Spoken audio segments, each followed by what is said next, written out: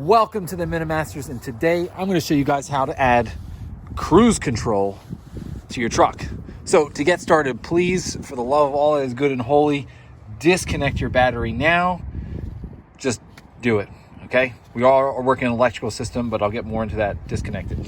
So the first little thing you ought to know about Ford is that they give you the same harness in every single truck. So this is very plug and play. You're gonna love it. So the first little bit you're gonna have to find is a cruise control servo. That's it right here. And its harness is right here on the driver's side firewall. So you'll begin by unplugging that, and then you'll want to remove this bit here from the firewall. I'm not being too gentle with it because it's not gonna go back. And then these two holes here will become your mounting area for these two holes right here. So let's get on it. All right, so you're gonna bring your cruise control servo over here, pull the harness out of the way, and you're gonna slip this right behind here, line up the holes, and thread your bolts. So that's one, and that's two. I'm gonna bring my nice new shiny Capri socket, slam them home. Okay. Then you're going to take this harness plug right here, and that's it. Cruise is connected to the system. So we're right here looking down on top of the throttle body. This is your throttle cable. We have the cruise cable coming right over, and you're going to take this part right here, which connects to your throttle cable, and basically line this little hole up with this nub like so, and then you just kind of work it into place and it snaps. Then this part right here slides right down here into this notch. So you'll just a little finagling, and there you go, connected. And then you just close your cover and you're complete here. So the next step here is to remove the steering wheel. Now the first step in that is to remove the airbag. Now if you remember, I told you to disconnect your battery because you do not want this thing hooked up to any kind of electrical current, because you don't want this thing going off in your face, especially when you've got tools and things in your hands. It just could be deadly.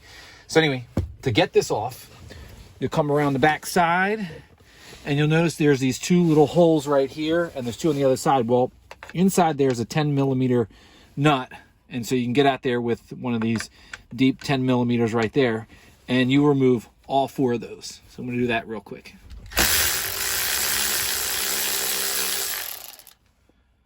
Okay, so that's one.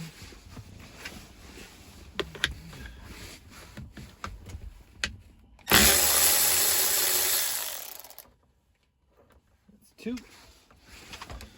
I'm going to go to the other side and take the other two out. So we have our 10 millimeter bolts removed, and now it's time to just pull the airbag off.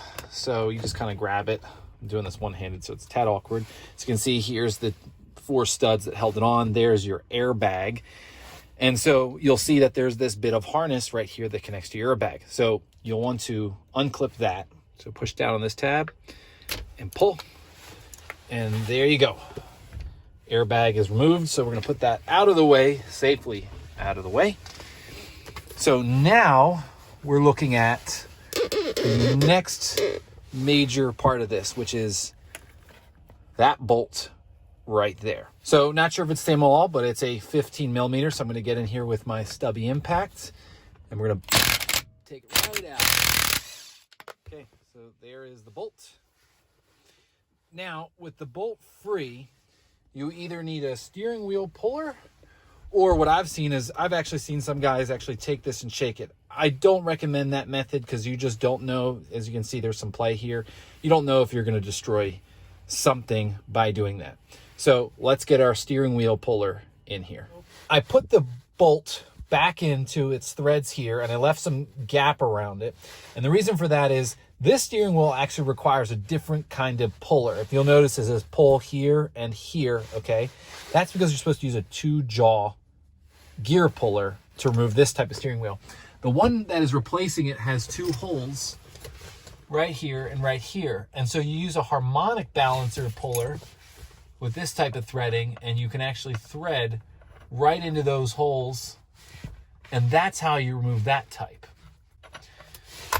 So just a little speed bump here as I discover things about my truck along the way. But anyway, so we're going to bring in our gear puller here.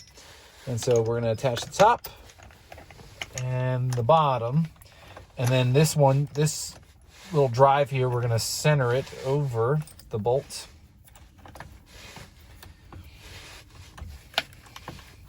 Let's make sure that bottom one's there. Okay, and then I'm just going to start spinning. Now, full disclosure, I've already loosened this nut, so we're kind of going through the steps here. So right there, I've already loosened the steering wheel. Now, if this was fully on there and this is the first time it's coming off, it'll actually make a pop now noise as it's like freed from its threads. So I'm going to remove this, and then I'm going to back this bolt out. Okay, free. And then it should just come free. There we go. So just like so. And so I'm going to feed the airbag harness back through there. And then this other little bit here is to your horns. And so it has a little pry tab on the back. So I'm going to get in here with my little screwdriver. This is kind of tough. There we go. And fish that through. And just like that, your steering wheel can go and mount to the wall in your house. So I'm going to put that down there on the floor. So just reoriented the camera so that you can see all my work. This is the clock spring right here. So if you're having any issues related to your clock spring, now's the time to replace it. It's simply removing the collar around here, and it just unclips, and then you just unclip all the wiring below. Pretty simple. Okay, so let's grab our new cruise steering wheel here. It's got all the buttons, and we're going to fish our wires right through there. Now, just as a note here, I remember which way the steering wheel went in here, and I know it was roughly cocked a little bit to the side. As far as I can tell, the steering wheel only goes back one particular way. I could be wrong about that, but it may help to have some witness marks here so you can put it right back to where it was. All right, with that said, let's start connecting. So this connector is for your horns and your cruise. And then inside here is a little plastic tab. And I'll bring you just a little closer here, right there. And you'll take this metal piece and you'll clip it right onto there.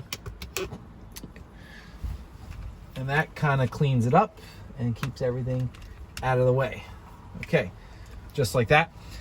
Now, let's take our 15mm bolt and kind of thread that there. And then we're going to take our 15mm Capri tool socket and my Milwaukee stubby and ram that guy home. So there probably is a particular torque for that nut. I don't know it offhand, but I think the torque from this will do enough there. Okay, last step here with this swap. And that's your airbag. So we're just going to come right here, take our airbag harness, plug it right in, and we're going to flip it right up into place. Bingo. Look at that. Look at that cruise steering wheel. Simple. Okay. So all you got to do now is take your 10mm bolts, thread them onto the back sides here in those holes. So there's 4 of those, and you're done here. I won't show you that. That's pretty simple stuff. Let's jump to the next step. So the next step in the swap is to like and subscribe to my channel, because I got loads of awesome stuff like this. But it is to put in this sensor right here, okay? Now, the conventional way for that is to install a new master brake cylinder, which has this port right here in the front. And in that port goes this sensor, which then plugs to this little section of harness, which then plugs into this bit of harness right here. Now, what that's for is if you have to violently press your brakes to turn off your cruise control, the pressure from that will then cancel out your cruise control. Okay, it's one of the 3rd ways you can turn off cruise. Now, if you do not want to go through all that work and you're fine not having that 3rd redundancy, which a lot of people consider fairly life-saving and reactionary, you can get one of these SPOUT plugs, and they can be found right here on the driver's side firewall, okay, right in your spout connector. So if you go to the junkyard, look there. You can take one of those, and this harness is normally plugged in right here in this like blank little plug here on the side of your relay box. Well, if you notice, it's about the same general makeup as a spout plug. Well, you just take that guy, and plug it right in. Let's see if I can do this one-handed. Okay, just like that. And what that does is it jumps the signal and allows the cruise to work without that sensor. But just remember, without it, you do not have that third redundancy. Now, if you go the conventional route, you have two options here, and I highly advise and suggest one of them. So this is the regular harness. Now, Ford issued a technical service bulletin, aka a recall, eliminating this harness and going to this one. And basically what it does is there's a fusible link in here, which will basically save your truck from an engine bay fire, okay? Supposedly it's because brake fluid would make its way up through the sensor and into the electrical system and cause a fire. So you'll want to look for this. Sometimes it's recognized by the part number. Let me see if I can show you that. Okay, or you can just go search Ford Cruise TSB and you can find these on eBay. So with that said, that should complete your cruise control swap for right now. This will be a separate video because it's a whole separate system. And that's it for me, guys. See ya.